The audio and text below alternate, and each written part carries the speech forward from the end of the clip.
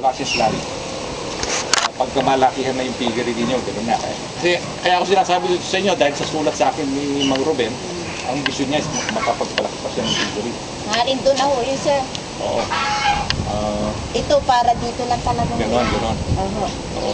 Pero ito, yun nga, ito habang pwede pang pasukan doon, habang ano, pero alam nyo, mag-ingat lang ha. Nabalitaan niyo sa Batangas. Hindi mo inaabot ng bigas sa loob. Oo. Siguro, magtrabaho kayo dito gabi, kapag may electric fan, kung ano, pahiramin nyo sila ng electric fan.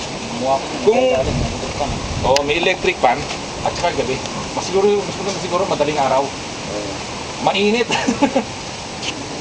Madaling araw, no? Or pasaid mo muna ng mga tubig para malamig naman. Kung magagawa mo pa rin lagyan ng ano yon. Kasi napag-uusapan lang,